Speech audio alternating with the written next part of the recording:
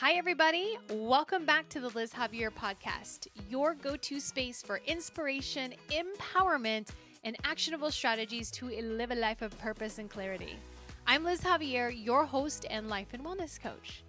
Today, we are going to tackle a topic that hits home for so many people and a topic that I have been asked to speak about today, and that is perfectionism. What is it? How do we recognize it? And how do we freaking overcome it? Because let's be honest, how many times have you held yourself back because you didn't feel ready or you told yourself some of the following? I'll start when it's perfect. Oh, I'll know when the time is perfect. Oh, this is not the perfect time. Does any of that sound familiar? You're not alone. Perfectionism really keeps us stuck in our self-doubt, and it prevents us from living our fullest potential. But here's the thing. Perfectionism is not just about striving for excellence. It's a freaking trap. Perfectionism is not real. It is a fear-based mindset that we all make up in our mind that keeps us in our way, in our own way, and it gets in our way. So my hope is by the end of this episode, you will understand what perfectionism is, how you can spot perfectionism as it creeps into your own life, and what you can do to start overcoming perfectionism. So let's dive in. Now, first thing is, what is perfectionism? So we're going to define it and really get real about the impact of it. So perfectionism is not just about having high standards. Sometimes we think perfectionism is a good thing because it means we have high standards. Having high standards and having perfectionism are two completely different things. When you have perfectionism in your life, you let those high standards define your self-worth. Now, having high standards and aiming for them are different than having high standards and saying, if I don't meet these high standards, I am a failure. Perfectionism can sneak in a few different ways, and we're going to talk about that next. But if you have ever said or ever had a voice in your head that says, if this isn't perfect, I'm a failure, or I'm not going to start because if I do, I'm going to fail, then that's what perfectionism is and how it can really impact our lives, because a lot of the times we'll either say I am a failure or sometimes it's a failure to start. So one time I had a coaching client and she really wanted to start her own business, and she started to sit down and design her website, taking photos, writing scripts, writing descriptions, and then she froze and was like, this isn't good enough, or would put something up and be like, this isn't good enough. I need to rewrite that, and would delete it all after hours of work and start fresh from the beginning. And days went by, weeks went by, and then months went by, and her dream just stayed a dream. Not because that she didn't have the talent. It's not because what she wanted to start in her business wasn't good enough. It was because she let perfectionism made her believe that she wasn't ready. She didn't have the right tools. She didn't have the right ways to market herself. She didn't have the right scripts to recite or the right descriptions on her website. This is what perfectionism does. It robs us of action. And just so you didn't know, that person I was talking about was me. I went through this so many times, and I did. I built a website, and guess what? That website's gone. It was never perfect. It was never going to be perfect, because it was so inundated with so much information that I felt like I wasn't getting my clients the information that I needed. So I restarted one that was more simple, more authentic. I let go of perfectionism and I took action, because that's exactly what perfectionism does. It robs us of action and keeps us in the safety of, or that zone of safety called not yet. Zone of safety can be a good thing sometimes, but most of the time, especially when it comes to perfectionism, if it's keeping you in the zone of safety because you feel good and safe there, because you're not feeling, you don't have judgment from others, it is a safe place. But guess what? It doesn't mean you're going anywhere. Now that we've defined what perfectionism can look like and see an example, let's talk about how you can spot perfectionism, because sometimes it's not as easy as that. All right, so how do you spot perfectionism? So let's break this down a little bit further. How do you know if perfectionism is running the show in your life? Here are a few signs that really might surprise you and maybe not. First of all, do you avoid starting projects unless you're confident you can do them perfectly? I'll say that again. Do you avoid starting projects unless you're confident you can do them perfectly? Now, sometimes starting projects could be just as simple as painting a wall. And you avoid doing it because you don't know if it's the perfect color. It's very silly, but some people struggle with that. And that's just a simple example. It could be that you want to start a business selling t-shirts, but you're not going to be able to do them perfectly. You buy the supplies, you buy all this stuff to make these shirts, you have some great ideas, but you're not sure if your shirts are going to look perfect, if people are going to like them. So you just avoid starting it altogether. Sometimes it is that you need knowledge or something to help you feel more secure and more confident that you can do something. But unless you're a doctor or a nurse or a lawyer or something where you need a certification to do it, stop avoiding doing it. The way you get better at something or the way you build more confidence around it so you can avoid the lulling dread of perfectionism is just to get started. So that's the first thing, avoiding starting projects because you don't think you can do them perfectly. Now, the second thing, you spend way too much time tweaking the details. Are others really going to notice? For example, I've spent a lot of time on my branding colors, trying to tweak them, trying to make them more attractive, trying to make them feel good on my social media and my website. So I keep tweaking them back and forth. And I have the same color blue, 5 different color blues actually. And guess what? I bet you guys didn't notice because I was spending way too much time tweaking the details when other people weren't noticing. They didn't care about the colors. They cared about the tone behind the messaging, right? The colors are just something that draw your eyes to it. So are you tweaking the details too much? Next, do you find yourself paralyzed? And this could be paralysis from fear of failure, or maybe it's the fear of judgment. If so, guess what? Perfectionism might be sneaking in. Because we feel, again, that perfectionism, we fear the failure that it's not going to work. Or we fear judgment of others that they're not going to like the color of our brand. And there's nothing wrong with that. Now, I'll tell you, when you're fearing failure, guess what? That means you care. That means that you're doing something worth doing. So if you have a little fear of failure, don't fret.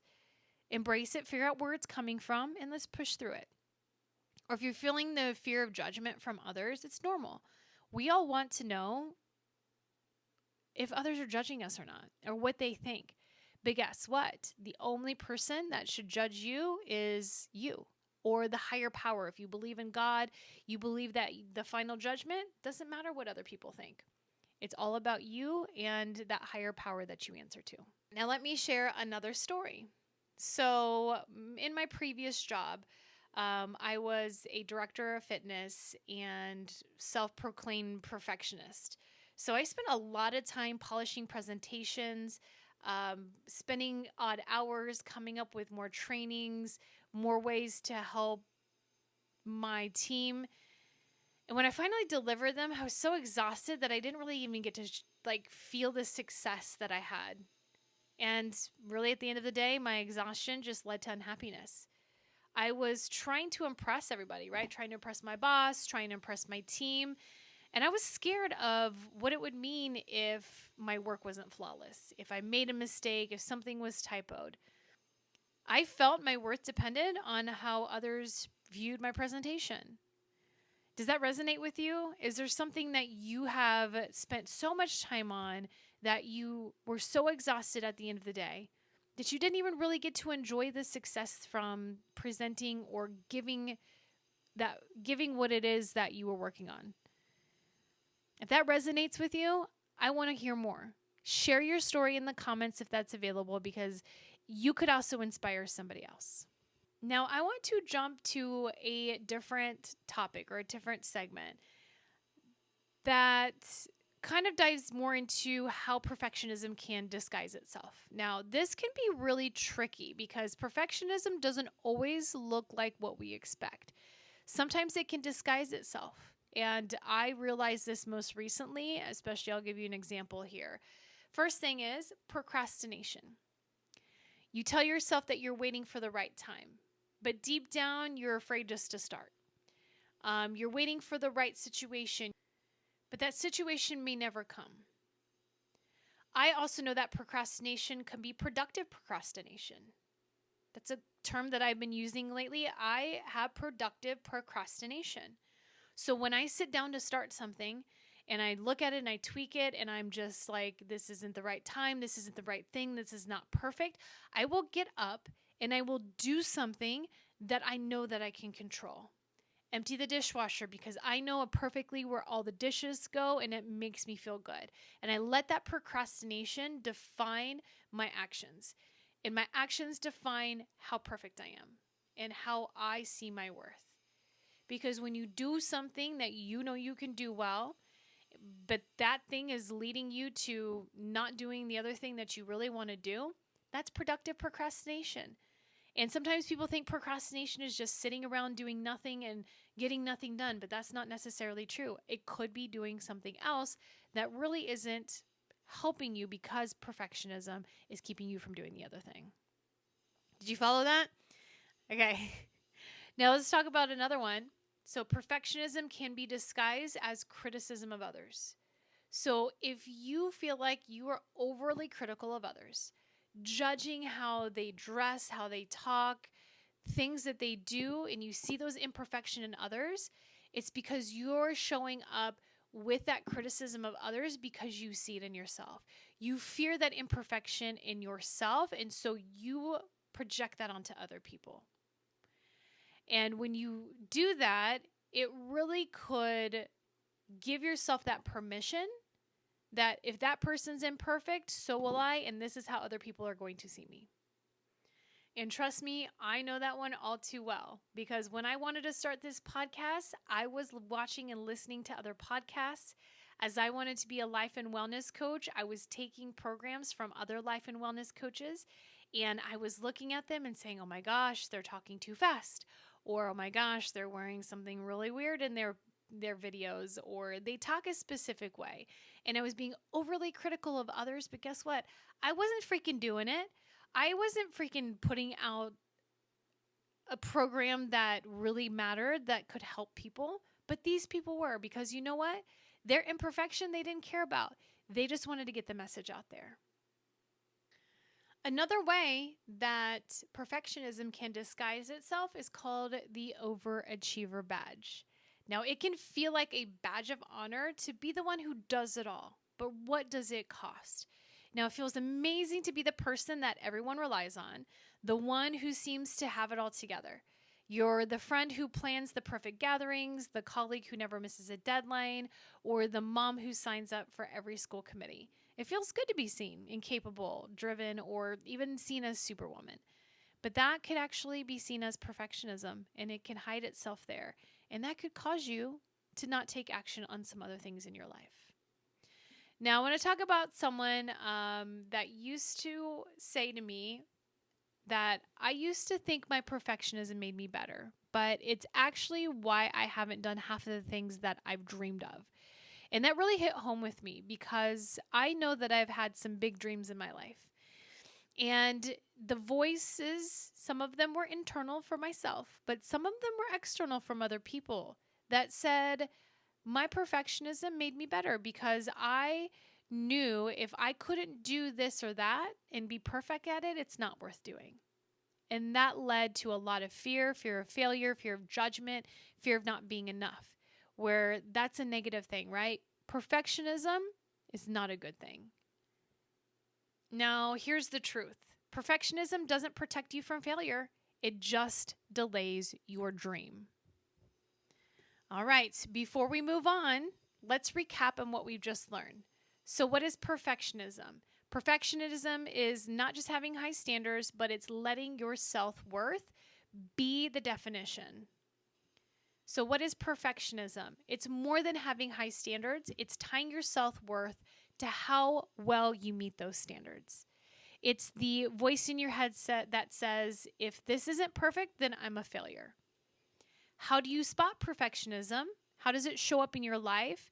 It could be delaying starting projects or spending too much time tweaking the details. And those are details that people really barely notice, but it's delaying you from putting something out. Or you find yourself paralyzed by fear or judgment of others. And it can disguise itself in different ways: procrastination, criticism of others, or wearing that overachiever badge. Now, you've been waiting on this. This is the meat of the whole entire podcast, is the one thing, the one step to overcoming perfectionism, or at least the one step to start overcoming perfectionism. So as we shift gears, how do you break free? It starts with this one thing. Let go of expectations. I heard this recently and a big light bulb went off in my head that, oh my gosh, this is exactly what I needed to hear. Because when you let go of your expectations, it can change your life in such a positive way. Now, I know that's easier said than done. Letting go of expectations. Now, this does not mean lowering your standards at all. Your standards should not be lower, but your expectation of meeting those standards should be, or your expectations of others as well. So this really means releasing the need to control every outcome and allowing space for imperfection for you and for others around you. Now, that's hard. You know, some of y'all are control freaks out there. Trust me. I used to have my own control freak club. It was just a club of one, just myself. Having control over things feels so powerful and so empowering. But guess what? When you think you can control everything, you lose a lot of power in the process. Now, here are some actionable ways that you can start doing this today. So the first thing you can start doing is focus on your progress, not your perfection. Now, you can also change, hey, progress is perfection. Whatever works for you. Because what is perfection? What is perfect? If you asked me what the perfect color was, I'm probably going to have a different answer than you. If someone asks me, oh my gosh, I want this to be perfect, what should I do? I'm going to have a different answer than them. Now, instead of saying, if you hear some things creep in your head, like, is this perfect? Is this the perfect time? Stop and ask yourself some different questions. Like, did I move forward today? Or can I move forward today and do something that makes progress today that I didn't do yesterday? For example, if you wanted to start writing a book, but you felt paralyzed by the idea of getting every chapter perfect, just reframe your mindset. Your goal is not to write a flawless book. It's to write your first draft. So that's your progress. Once you hit that progress, then you can move on to the next thing that progresses you towards the end. And sometimes some things will never be done. They will always be a work in progress, because isn't that what we all are as humans? We're always a work in progress. None of us are perfect. None of us can maintain what might be perfect. And in some people's eyes in our lives, we are perfect. We are perfect friends because we love them, not because our hair is always done, our makeup is always done, we're always wearing the right clothes. No. Perfection is in the eye of the beholder, and you can never know what that means to other people. Now, the second step you can take is redefining your success. So this isn't about being flawless. Success isn't about no flaws. Success is about showing up. When you can say you showed up today, that's success. If you're hosting a party, do you have to have a perfect looking Pinterest table? Does it have to look like what you expect, like what it looks like in the movies? Or is it just being able to create that space for your friends to come together, for people to feel connected and joyful? Because at the end of the day, when your guests leave that table, they're not going to remember what centerpiece was there, what the turkey looked like, or what this and that looks like, they're going to remember how they feel when they walked out the door. They're going to remember that they laughed, had good times, and that they felt connected to other people and they left joyful. So redefine your success. And the way you can do that is by using the 5 whys technique. So if you use the 5 whys technique, you ask yourself why you want to do this specific thing. So if I want to throw a dinner party and I want it to be perfect, well, why do you want it to be perfect? And by the time you ask that why the 5th time, maybe you need to do it 6 or 7 times, you'll come up with the idea that the reason that you want to throw this party is because you want to bring people together. You want to have a good time. You want to reconnect with friends that you haven't seen in a while, and you want to have a good time. And it has nothing to do with what food is served and how it looks on the table. Now, the third thing that you can do, and you can start this today, and this is something you can do every single day for almost anything that's holding you back from living a great life, is practice self-compassion. Now, this is important when it comes to perfectionism because perfectionism thrives on criticism. It feeds and it eats on self-criticism especially. So let's flip that script. So for example, I love food, so it's just going to stick to the food examples here. So let's say that I started baking as my hobby. I've always thought about it. I've watched the British baking show. I'm like, oh, those cakes look amazing. I can do that.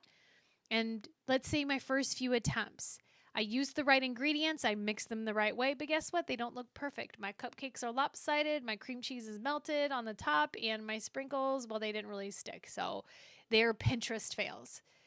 But guess what? I didn't give up. I just laughed. I learned and I tried again. And guess what? Even those baked goods that didn't look great, I'm still going to give them to people. I'm not going to throw them away. They still taste good. And I'm giving them to people. And guess what? They're like, yeah, it looks like terrible. And they laugh and whatever. Laughing is great. It brings joy to people. And then they eat it. And guess what? It tastes fine. It tastes great. Doesn't make it taste any better because it looks better. And if it does, it's all in your head. So flip the script. And instead of criticism, just laugh. It's okay to laugh at yourself. Learn from what the mistakes that you made, improve, and then freaking do it again. That self-compassion can make a huge difference on your progress. All right. Now that we've gone through all of that, I want to talk a little bit more by why letting go of expectations can help you lead to clarity. When you let go of perfectionism, you really give a more space and create more room in your life for clarity. And clarity comes when you stop focusing on how things should look and you start focusing on what truly matters, your purpose, your value, and your joy. What are you holding back? Because it isn't perfect yet. What's one step you can take this week to let go of expectations? When you have high expectations, it leads to frustration and it leads to thinking that you're not perfect. And that leads to procrastination and holding back from living and being the dreams that you've really wanted. So I want you to think right now back to a goal, a dream that you had, whether your 20s and 30s, your 40s, your 50s. Think back to when you were younger. What did you want to be when you grew up? I wanted to be a veterinarian. I didn't have the money. It wasn't the perfect time. Guess what? I could have gotten student loans. I could have just started anyway. But I also let the voice of reason get to me from internal and external places. So think about that and how that held you back. What is your example? What did you want to accomplish that you didn't do? Was it because of perfectionism or was it because of something else? Think of the most recent dream that you've had. What did you want to accomplish? Why didn't you? Are those excuses perfectionism?